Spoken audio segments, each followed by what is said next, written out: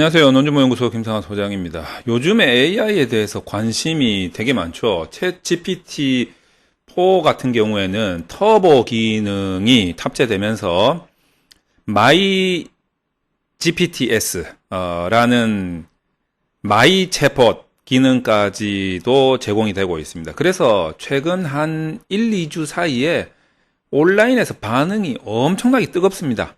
물론 이제 저도 마이 챗봇 기능을 이용해서 여러분들에게 논문에 대한 궁금증을 풀어드리는 그런 서비스도 해드릴 계획을 가지고 있습니다만, 자, 그 이전에 제가 온라인 검색을 조금 하다 보니까 많은 동영상들이 AI로 논문을 요약하는 서비스에 대해서 굉장히 좋은 기능이라고 그렇게 소개를 하는 영상을 제가 많이 목격을 했습니다. 그래서 제가 구글에다가 한번 검색을 해봤어요.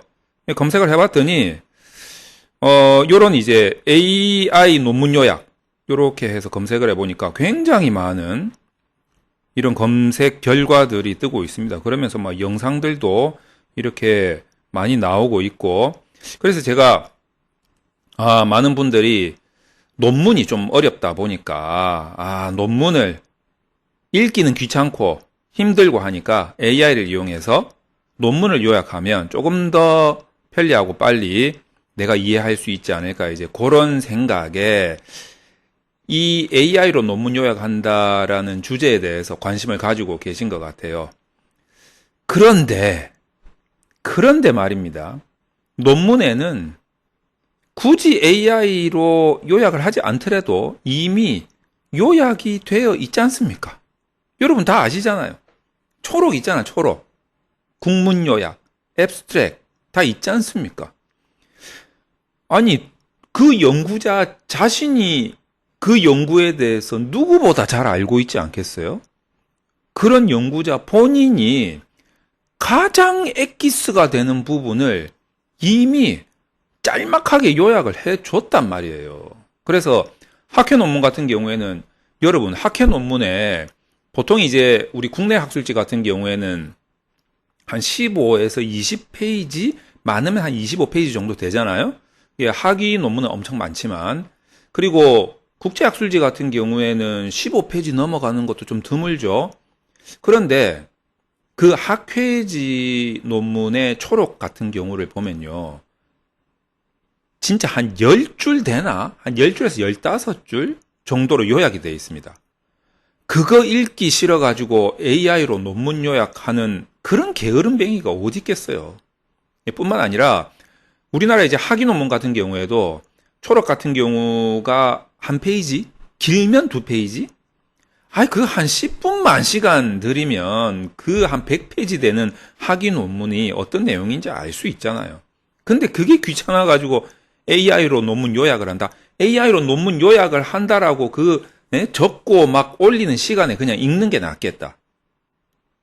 그래서 여러분들이 실질적으로 AI를 이용해서 논문 요약을 한다는 것 자체가 무슨 의미가 있나, 저는 이제 이렇게 생각을 합니다. 뿐만 아니라 여러분이 논문이라는 것을 조금만 더 공부를 해보시면요, 이 논문이 이 자유 형식은 아니에요.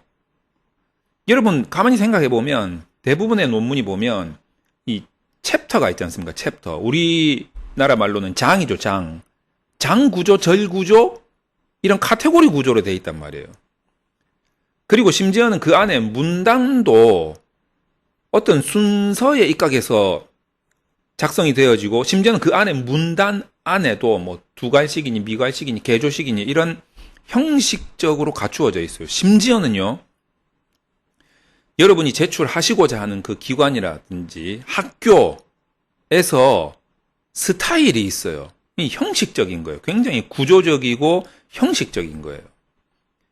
이게 자유 형식이 아니다 보니까 그 구조를 우리가 알면, 구조는 뭐 하나로 통일되어 있지는 않습니다.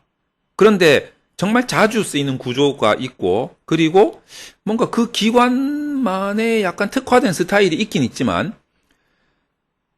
아주 연구자들이 대중적으로 범연구자 그룹에서 좋아하는 스타일에서 크게 벗어나지는 않아요. 그러니까 몇 가지 스타일만 알면 그 구조, 그 형식을 알면 논문이라는 것이 연구자가 가장 중요한 포인트를 논문의 어느 부분에다가 집어넣어 놨겠다라는 게 감이 잡힙니다.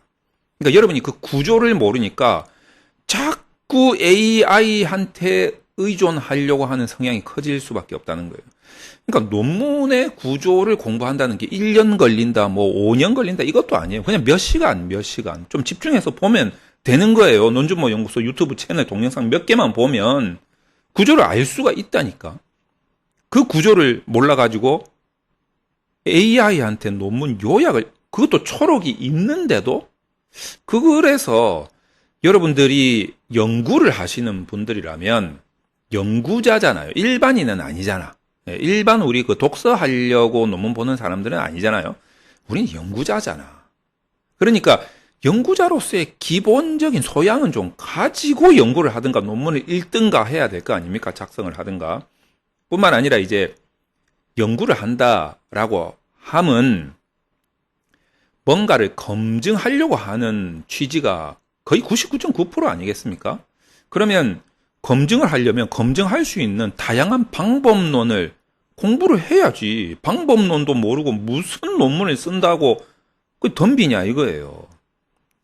그러니까 이 방법론도 계속 진화를 하고 있단 말이에요. 그러면 다양한 방법론을 끊임없이 공부를 해야지. 그리고 가장 기본이 되는 방법론들은 알고 연구를 해야지.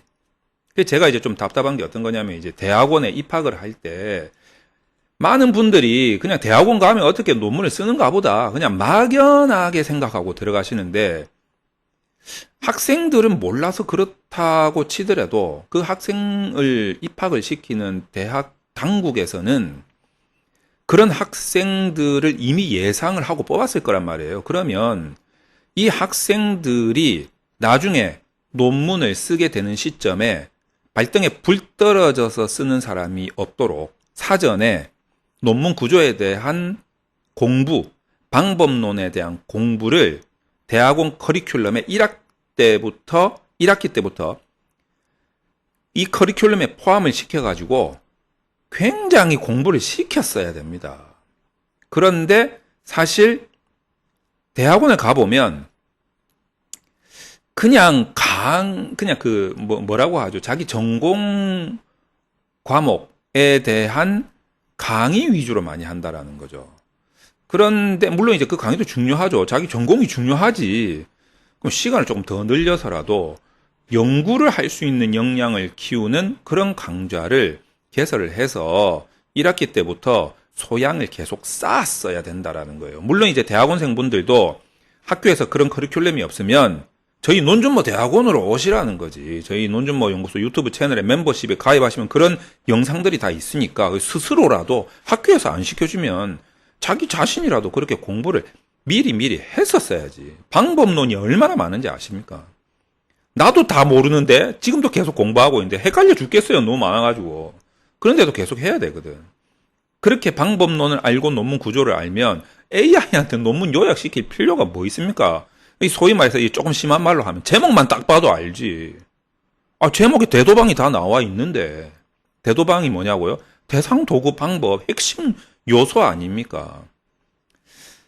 그리고 이제 제가 그 이전 그 동영상에서 여기 보시면 논준모 연구소 여기 보시면 요거 있지 않습니까? 요거 논문 읽는 3가지 입장. 논문은 10전 대보탕입니다. 이렇게 제가 제목을 달았고, 궁금증 해결, 논문 읽는 3가지 입장, 김 소장의 경험을 바탕으로 논문 읽는 요령을 알아본다.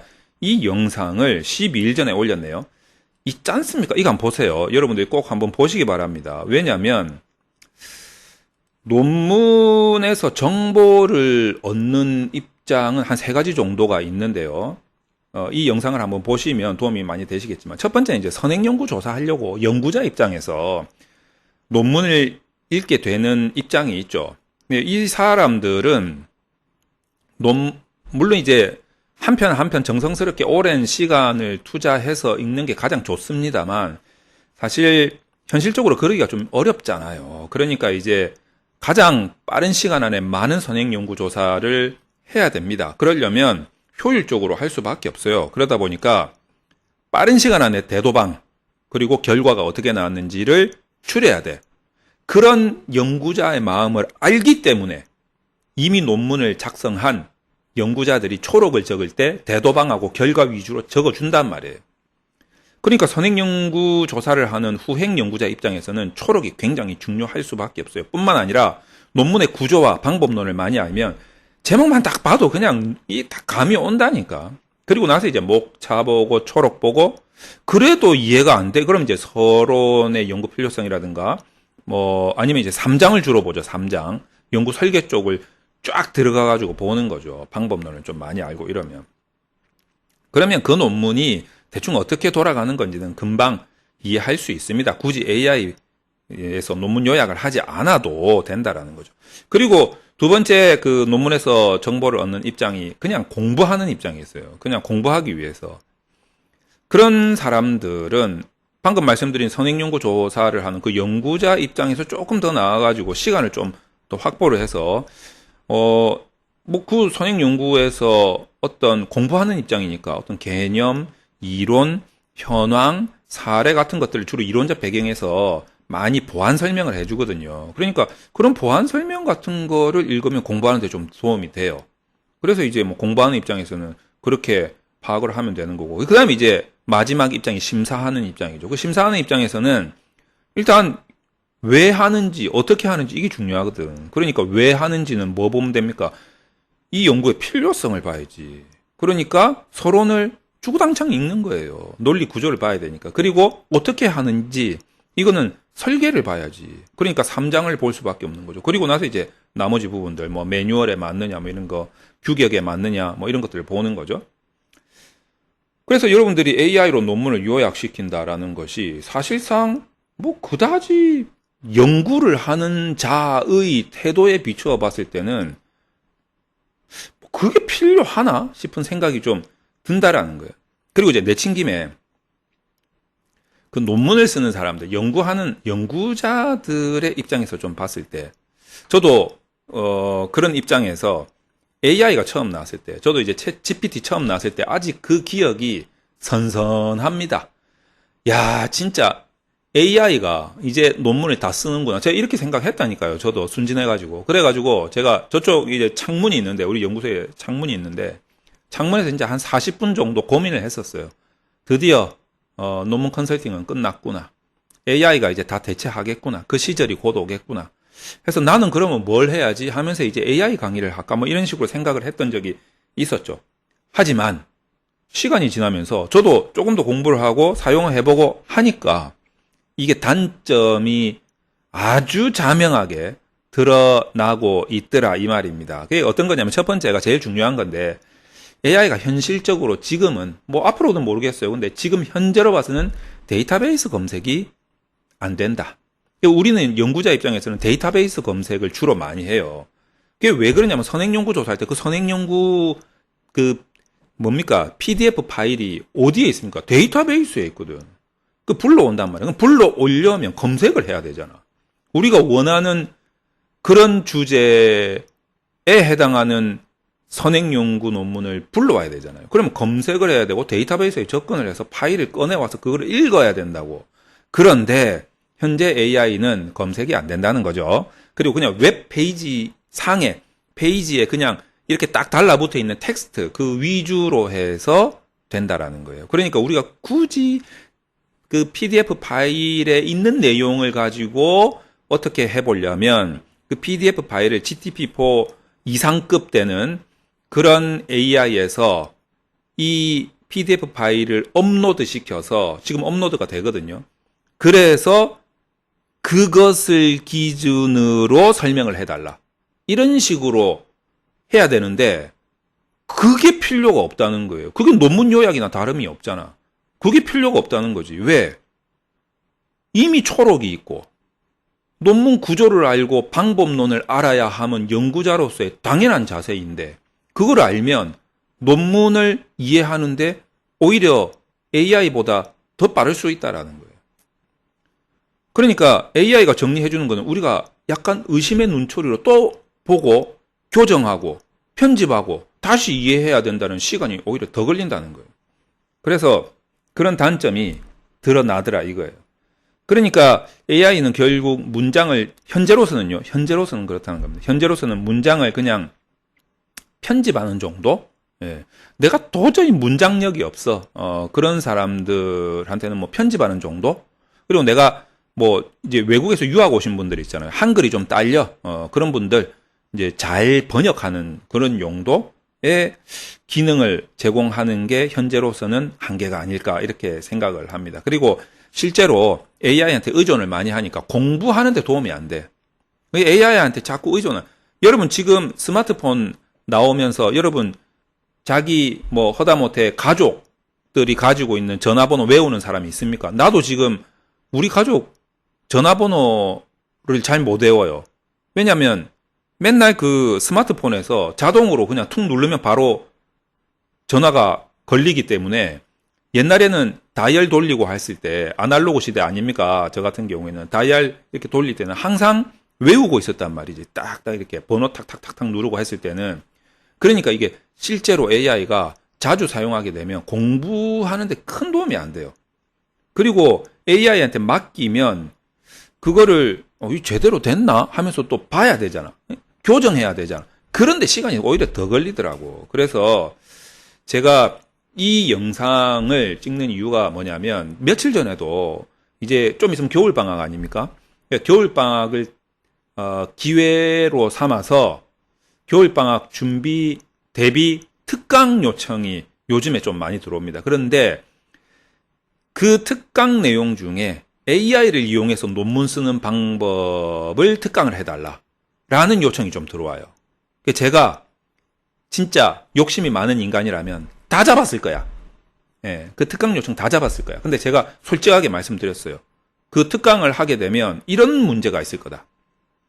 그래서 저는 거절하겠습니다. 양심상 못하겠습니다. 라고 말씀을 드리고 있어요.